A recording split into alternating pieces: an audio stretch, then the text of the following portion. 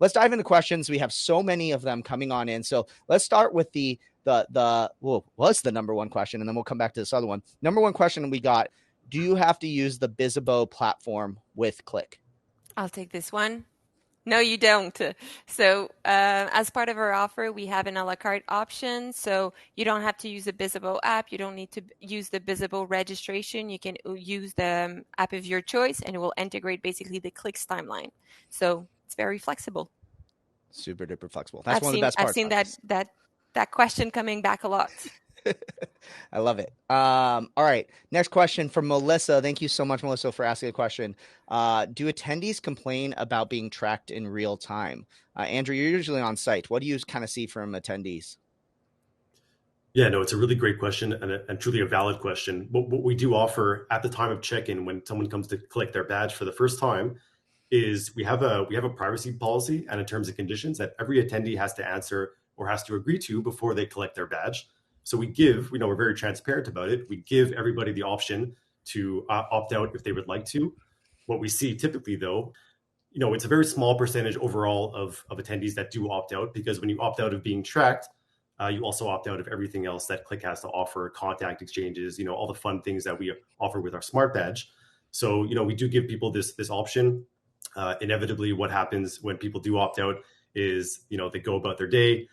They try and connect with people and they realize that their badge doesn't work like everyone else's badge. And so they'll come back to registration and say, I made a huge mistake opting out. Can I actually please opt back in? And it's really just a matter of communication. We don't track anyone in spaces that are outside of the event area. It's purely for data and analytics for the event organizer, trying to make future iterations of the event better and more efficient. And a lot of attendees, are sympathetic to this and understand that, we're not tracking people to be creepy or to do anything harmful with the data. It's really just in the interest of the event organizer. So long answer to a short question, but yes, we do give the option for people to opt out.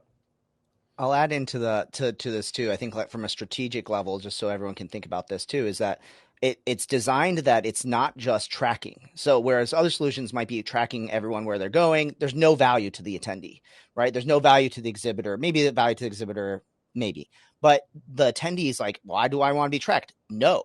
But this, you're getting all these features and benefits like cues, the clicking to connect, the ability to quickly connect with exhibitors, that it makes them want to opt in. And I think that's a really important part of the technology, is that it's, we tried to design it to the point where it was, we're giving as much as we're also getting in terms of data. And just to add to that, Will, one last thing I remembered is that we're also pushing content. We can push content to attendees' timelines if they opt into being tracked. So it is, like you said, a two-way, beneficial element. People opt into being tracked, but also they'll receive content based on where they were, which is helpful instead of them having to remember where they were or perhaps take pictures of a presentation in a session that they were in, for example. Totally. I love it. All right, we're getting tons more questions on, is it tracking scanning? Is it RFID, beacon, GPS? So let's get nerdy. Let's talk about some of the underlying technologies that kind of go into this. And Andrew or Christian, yeah. The technology we use is almost exclusively BLE, Bluetooth Low Energy. So Will, when you showed the pairing process of people coming in to collect their badges on site, all of our hardware, all of our wearable devices are Bluetooth, and we use the native capability of the iPads that we're using to check in people. All iPads have Bluetooth, and that click to pair process, which is really, really quick, uses the iPad's Bluetooth technology. And so that element uses Bluetooth. Also, our attendee tracking system uses Bluetooth tracking beacons. So we find Bluetooth to be a more lightweight option, relatively speaking, compared to RFID. And we've perfected the technology over a good 7 or 8 years now. So Bluetooth is the way to go, in our opinion. I agree. Michelle actually asked a question related to iPads. So good transition real quick is Michelle asked, do you need iPads for registration? How many would you recommend for the event with 200, 300 attendees? And I know it kind of depends and all that fun stuff. So, how would you guys kind of roughly spec out how many iPads are needed? And how do you guys think about that? I think this is something that we would see in pre-production, depending on what's the workflow that is the flow that is expected of attendees. Very quickly, with 300 people, I would say 2-3 iPads, we have plenty. We saw it earlier. Pairing the badge is very quick. It's a few seconds more than printing the labels itself. So I wouldn't be too concerned with it. And it's always a great moment also when we're at registration to be able to speak with the attendees, give them their badge, and just say like a 5-second of what this badge is all about to make sure that we are getting the engagement that we're looking for. So I'll go with 3. I love it.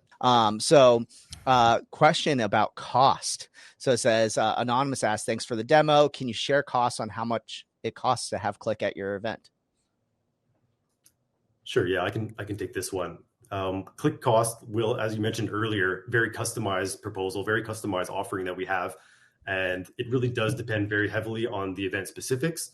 So the good news is it's really easy for us to put together a quick assessment, but it's hard for us to give a very generalized cost, here on this channel, on this webinar. It does depend on 4 main factors typically.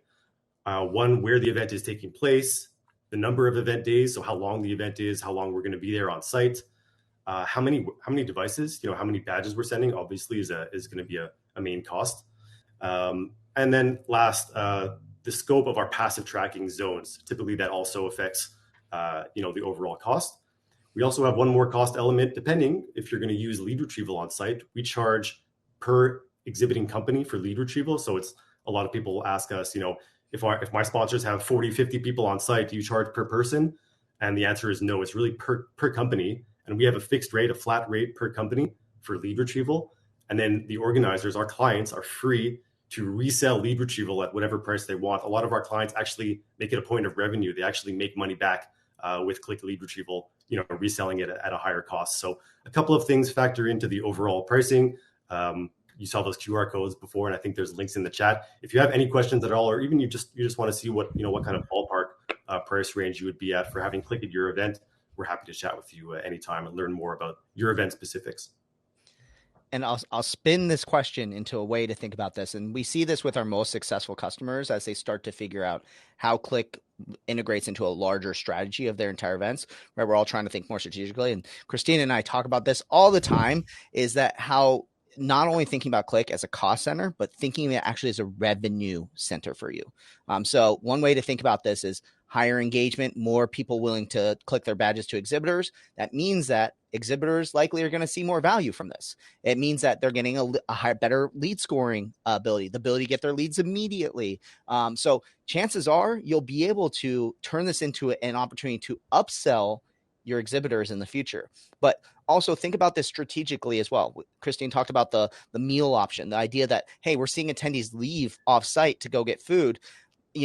I actually can understand exactly how many people are eating food during my event. And it not only cuts down on food waste, which we're all trying to do, but let's be honest, it cuts down on your budget waste as well. So there's a lot of opportunities for you to make a lot more money, I think, using Klik, which is one of the reasons why I came to join this company, is that this is not just this is a cool technology, fun. It's way for you to make way more money for your events. So I can preach about that one all day long, though. So if you need more examples on how to do that, I happily will talk to you about it as a former recovering event manager. All right, more questions down the line. So Alex is in the chat. We got a repeat Bizzabo customer. So for those who don't know, Bizzabo is our like all-in-one self-serve option. So she asked, what does Klik have a self-serve option? So we can, I don't know how much we can talk about it. Or all That's those things like that. That's a good question. I like it. Short answer is not yet, but we would definitely love to get there. Yes. There you go. There's a little tease, as an event technology company, we always try not to be the company that's, hey, we're going to sell you on the features that are coming in the future. And then everyone knows has been burned on that bridge. So we always try to avoid that whenever possible. So everyone knows. All right. So here we go. We got more questions. We got to keep going. Do you rent the beacons? How many do you need? Is it square foot or is it by each doorway? So I think the doorway portion is important to answer as well. Yeah, totally. Yeah, this is also related to the nature of our tracking technology. So again, thinking about the doorways and the foot mats and little stanchions that have our beacons kind of very visible in between seats, for example, that's all RFID technology. Our Bluetooth technology is a lot more minimalist, a lot more inconspicuous. So the beacons themselves, our technician team, our whole team will send those, and we'll figure out how many we need. And we'll send the right amount based on the zones that you want to track, but we don't charge per beacon. We basically charge, as I mentioned before in the pricing question, based on the sizes of the zones to be tracked. So we'll always send the right amount of beacons, necessary to track the event, but they're not going to be at the doorways. They're mostly going to be, under tables, under chairs. We're going to put them on walls. Most attendees will never ever see them or feel their presence, which is one of the beauties of Bluetooth technology versus RFID. I love it.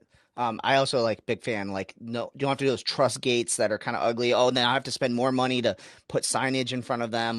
We can very much blend it, I think, it in, which is really, really cool. I think might be important to mention too, that for every device that gets returned by attendees helps save you as an organizer money. So that's one reason why it's more sustainable, but there's also, incentive for you to want to return these devices afterwards because we're refurbishing them and reusing them. So it saves you a ton of money as well. So. All right. Continuing on down the line, Bella says, are you able to leverage Klik as an exhibitor if the event itself is not using it? This question gets asked all the time. So Take it, Will. Unfortunately, no. This does have to be adopted at the event planner organizer level. In theory, you could do it, but it's just too weird because you need everybody to have the badge for it to really be adopted. This is also one reason why, too, if we're looking at testing this for an event, we recommend just having your entire event to it. So picking a small event potentially that everyone is utilizing it versus, hey, let's pick a big event and only give a small portion of attendees the Klik badges, just because it creates more friction. It's more weird, all that fun stuff. But I can tell you, Bella, we get asked this question all the time. And we know how valuable, and that just shows how good the exhibitor technology is when exhibitors are like, I just want this for all the times I'm exhibiting at other events that don't have it, which is super exciting. All right, here we go. Kelsey asks, could you talk a little bit more about the gamification aspect and how it's being used? Yeah, definitely. I only highlight it for a couple seconds. Yeah, either one of you guys. Do you want to take it, Andrew? Sure. So Klik gamification is a really fun way to kind of incentivize your attendees towards a certain path or a certain action at the event. So really, it's super customizable, and we can kind of customize it based on, I think, three major points, depending on how you want your attendees, what you want them to do on site. So we can gamify contact exchange, so connecting with other people, and that can be on a general level, like every time you connect with a person in general, you earn X amount of points. Or we can break it down even further to incentivize people to find someone of a certain attendee type, or even to connect with someone outside of your own attendee type, and that earns more points than just connecting with people of your own group. We can have a little scavenger hunt. So if you find the five people of the executive board, you earn X badge or X number of points. So number one, a contact exchange. Number two is session attendance. So every time you attend a session, if you want to really incentivize your attendees to participating at sessions, to actually going to sessions instead of networking, for example, if that's your priority, we can gamify session attendance. So either, again, every session you attend earns you X amount of points just broadly, or even further, a certain calendar track. If you attend, sessions in the plenary calendar, you earn more points than the breakout calendar, or vice versa. So that's one way of doing it also. So you have attendee contact exchange, session attendance, and the third one is touch points. So Will mentioned our touch points. We talked about how that digital collateral can be collected. A lot of our clients like to have a fun game around, again, a scavenger hunt, find all the touch points on site, and you earn a badge. So, find the 25 touch points, or Klik with only the touch points that are related to certain sponsors, the gold sponsors, for example. And that, you can kind of play with those three rules in any combination of ways. So lots of different options for using Klik gamification on site.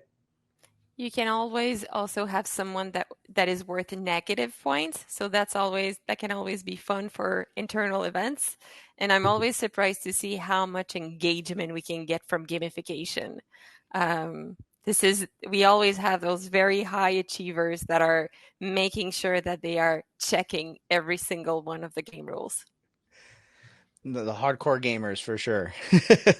So the next question gets into kind of the technical specifics of the badge. So Anonymous asks, I saw on the variable data printed on the label of the sample I shared earlier, do you have options where you can print variable data directly onto the badge, like in a PVC plastic badge without the label? Yeah, I can say it's like a copy and paste of my answer earlier. Not yet. This is something we are looking into. We did get that request more than once to print directly on site, but it's not currently available, but definitely on the roadmap of our product team. One thing I think that so this badge right here, this is from Elevate last week. They utilized Klik, and this has like a white printed label. Obviously, a little bit less expensive to be able to do that, but we do have the option to do a transparent printed, and I'm hoping I'm not going on a limb. There we go. And Christine actually has an example of one where you can almost make it look like it's printed on the badge by using that transparent printing on there too, which I think is a little bit better an option on there too, because if, for example, you need to rip this off for any reason, you can quickly do that versus, if you print directly on PVC, it's just recycled. So great question, Anonymous. Yeah. All right. Devin asked, how is location being tracked? I mentioned knowing where when someone connection is made. So Andrew, I know you talked a little bit about how kind of positioning gets done, but maybe we can talk a little bit about how we determine where people are. Yeah, this is probably a little bit more technical than my wheelhouse permits, but basically, again, with our Bluetooth tracking beacons, we sort of triangulate an attendee's position to, I think it's our closest 3 tracking beacons. So if we have 3 or 4 tracking beacons in a room, and then a couple of beacons right outside the room, if someone's just at the doorway, standing outside the room and not inside, our beacons outside the room will know that attendee is closer to the beacons outside than inside. So we know, by the force of them being outside, they're not in the room. So it's really kind of a triangulation that our genius hardware engineers invented many years ago. It's fantastic. Can I add also very quickly, in a room also we're going to do geofencing with our tags, so it really limits the rooms. So if you are in any regular conference venue, we're going to be completely fine. If you're in a park or in an open space outside, this is where we can find it a little bit more challenging. But there's some creative ways that you can do it. I think using always. like temporary walls. Always. And, that's easy. Our techs are just geniuses. When I've watched so many setups, they're like where they hide them are just mind blowing. No. And that's again one of the reasons why it's better than a gate too. It's small, it's inconspicuous. All right. Next question we have. This is a great question. They say Anonymous asks, what are the lead times to engage with the Klik service? So how much time do you guys need to make this all happen? As soon as possible. No, that's not exactly true. I would say like 3 months before the event is a really good lead time for us.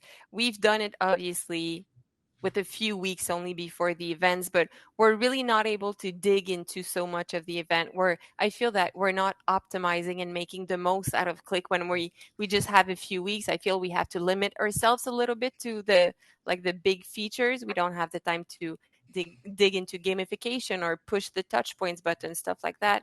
But I would say like 12 weeks is a very good timing for us to discuss and get started. I love it. Christine's like in charge of all those requests that come in, so she knows better than anybody as well.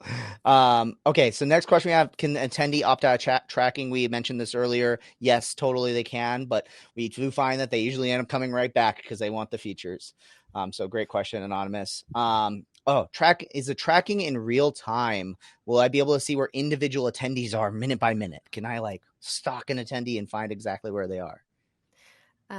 Tracking is pretty close I would say of real time. I'm talking about a few seconds off. You will be able to see where an attendee is if that attendee is on site in one of the zones that you have set. However, I think Andrew mentioned it before, if the attendee went for a walk, went to his hotel room, we're not going to be able to track them. And the goal of the tracking is not so much to do a minute by minute, but to get a broader understanding of your flow, of your attendee. What does he do? Where does he do? How long does he stay there for? Not so much knowing exactly like, Will, where were you every hour of that conference? Does that answer the question? Sorry, Christine, just to add on to that as well, we do have full data exports. We have all the raw data that we're capturing for any given tracked zone. Right. So, while you might not be able to see, or you might not want to see where a person is spending their time minute by minute, you can export all the attendee data after the event. and then filter just by one person and see, where was Will, which sessions did Will attend on day 2, for example. And you can get down to that level of granularity. But we find most of our customers use Klik to, aggregate data and really understand themes and trends about their events and kind of overall movements of different attendee types through their events. I love it. All right. Next question. How long does it? Oh, here. So I saw a question for how long it takes to pair the badge at registration.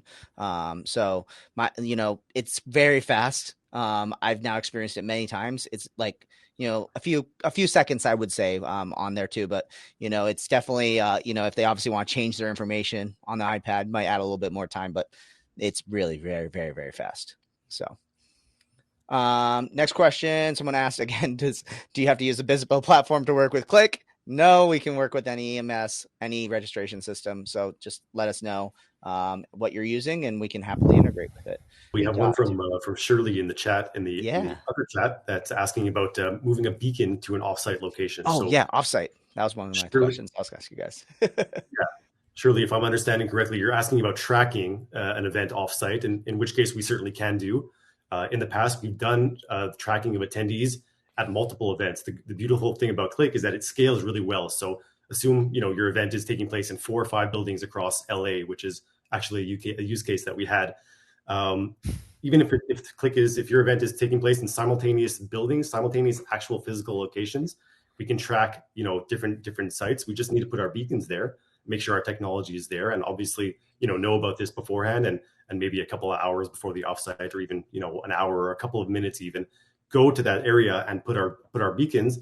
So as long as it's not a total surprise, is what I'm getting at, we can definitely track any place. All we really need is Wi-Fi for our hubs, and sometimes we can even tether off of a phone. So the technology is very flexible in terms of it doesn't all have to be centralized in like the same room or even the same building, or possibly even the same city. I don't know how far we can get, but technically it doesn't have to be at all in the same area. I love it. And if it's not about tracking, let's keep in mind also that the badge can store many contacts. I don't remember what's the exact, is it 70, 75 contacts that is outside of the venue. So if you go at a bar, you click with people, that information is going to get uploaded the next morning when you get back to the venue.